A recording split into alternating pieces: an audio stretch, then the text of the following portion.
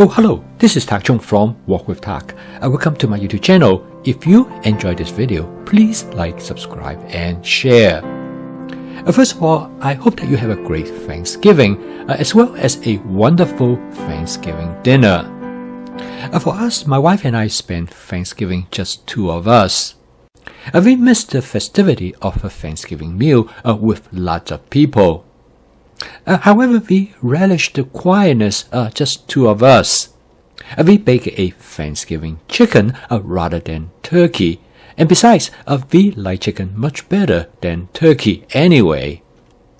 In addition to the chicken, we also make mashed potatoes and a dressing, together with a pumpkin pie. I had a lot of fun making this Thanksgiving dinner, and I did not use any recipes. In fact, I apply my fast cooking system with flavor chasing, advanced prepping, stir frying, and templates-based cooking. Particularly, I use the templates that are already in my head. And I combine those templates to make this Thanksgiving dinner. Jim and his partner Lisa live in a small apartment while both of them were attending graduate school in Seattle. And they told me last year they baked a Thanksgiving chicken, and it turned out very well. It was the right size for both of them as well as for their two kitties. They baked the chicken in their wok, which provides a good demonstration that the wok is a multifunctional cookware. However, you need to have the right wok. In that case, they use a cast iron wok with a stainless steel dome cover.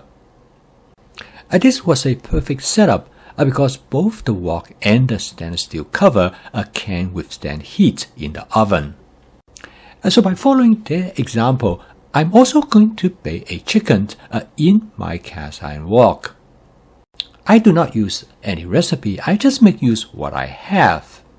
About a few days ago, I baked some bread, and I convert them into croutons by drying them in the oven.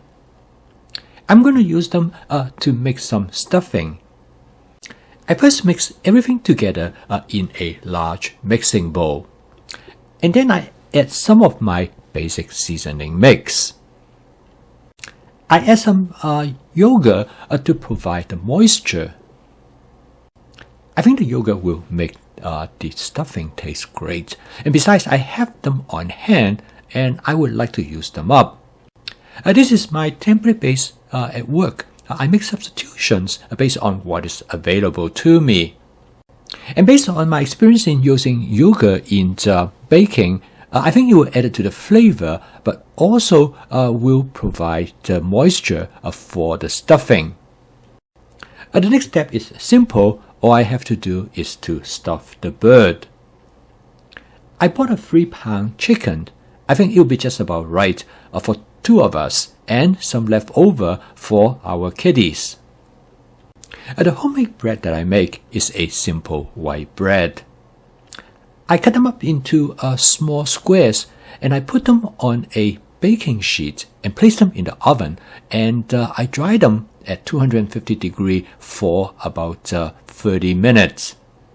I decided I'm going to coat the chicken with some garlic pepper. And based on my experience, I probably can coat them with anything that I want.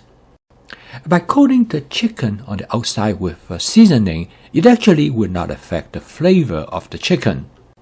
However, it will provide aroma for the chicken. Therefore, you can coat the chicken on the outside with almost anything that you would like.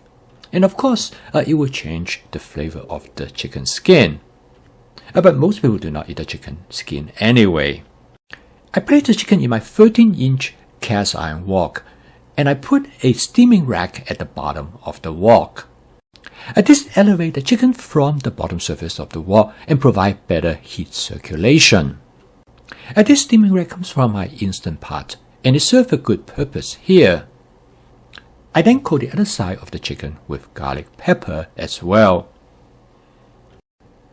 Next, I put the cover onto the cast iron wok. I then place the wok into the oven, which I have preheated to 350 degrees. I discovered it is important to have the wok cover on because it will keep the chicken moist. About an hour later, I took the chicken out of the oven and I checked the temperature of the chicken. I want to see how far the chicken has been cooked. I use a digital thermometer and it works very well. So after baking the chicken for an hour, the internal temperature of the chicken is barely above 100 degrees. I estimate it probably would take another 45 to 60 minutes to cook the temperature that will be safe for the chicken. So I put the chicken back into the oven.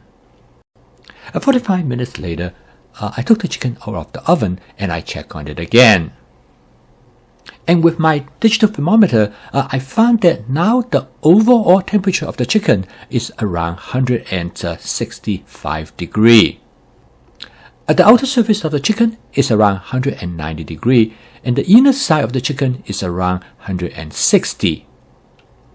And the safe temperature for consumption of a chicken to avoid any remaining bacterial contamination is around 165 degrees. So I know now the chicken is almost ready and I'm now prepared for the last step in cooking the chicken. I have prepared a glaze for the chicken that contains a teriyaki sauce and a honey mixture. The sugar in this sauce will cause caramelization of the chicken skin. This will give the chicken a crispy texture. Next, I use a silicone cooking brush to brush the chicken with this glazing. By cooking the chicken under cover in the oven, this will keep the chicken moist and tender. So after I apply the glazing on the surface of chicken, I'm going to put it back in the oven and set the oven to broil. I'm going to cook it this way for about 5 minutes. This will finish cooking the chicken. At the same time, it will cause caramelization on the surface of the chicken. And my intention is only for part of the chicken to caramelize. This way, the other part of the chicken remains to be moist and tender. For us, the tenderness of the chicken is of top priority. Okay, now the chicken is ready to be cut up. I use my ceramic vegetable knife to cut up the chicken and it works very well. I put a disposable kitchen glove on my left hand to manipulate the chicken.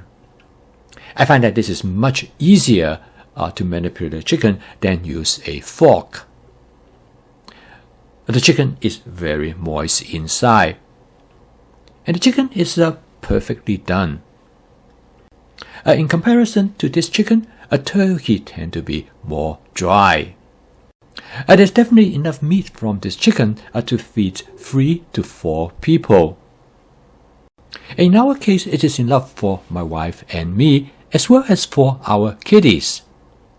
So in addition to this chicken, I also make some mashed potatoes. And of course, how can you have mashed potato without gravies? So I use the drippings from the chicken to make gravy. My wife loves gravy, so I make plenty of it. I then use the remaining croutons to make a dressing. I use different kinds of vegetables that I have in my advanced prepping to make this dressing. I basically use a template rather than a recipe. Of course, all Thanksgiving dinner must have pumpkin pie. I used the pumpkin that my wife grew in her garden to make this pie.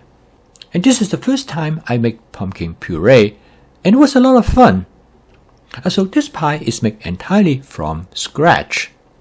And out of curiosity, I top half of this pumpkin pie with crushed praline pecans, because I love praline pecan. And so this is our Thanksgiving dinner, and I hope you enjoy watching it as much as I enjoy making it.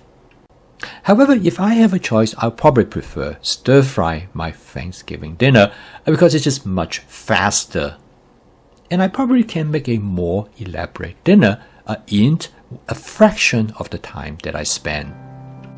I post a video each day to help you to make home cooking as part of your daily routine using my fast cooking system. If you'd like to learn more about this cooking system, please subscribe to my YouTube channel. So keep on cooking. I will see you tomorrow.